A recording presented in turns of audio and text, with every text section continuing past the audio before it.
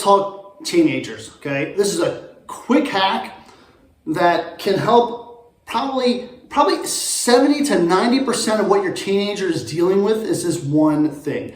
And it's they're rejecting themselves. And I'll explain what it is and then what you can do about it. All right. And if you can get this down, if you can understand this concept and then be with your kids in it, this can make everything else so much easier and way more manageable. All right. Our kids are rejecting themselves. So I'm going to use my stuffed animals here. All right. So if you see my videos, right, it's all about connection. All right. This is you, this is your kid. As adolescence hits, the kids need to separate from you and move on and create connections with their classmates, with their teammates, with other kids that they work with. Because we don't want them living in our basements when they're 25 years old, right? They need to have friends that they can support us so they're not coming back here. Hey, Mom, can I move back in? We don't want that, right? But doing this is scary. And sometimes, relationships, it's great, right? But sometimes there's crashing and burning, right? Or there's this, and then they reject each other, right? And then they get back and there's fighting, right? And there's more of this, right?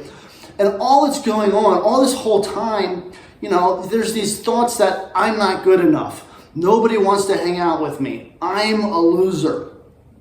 I'm worthless. And it's just they're rejecting themselves. And what we want to do, the antidote to someone rejecting themselves is unconditionally accepting them and who and how they are. Easy to say, hard to do, because that means you, the parent, accept how your kid thinks about themselves in the moment. When your kid says he thinks he's worthless, you don't disagree with him, you understand. You're like, I get it, you think you're worthless right now.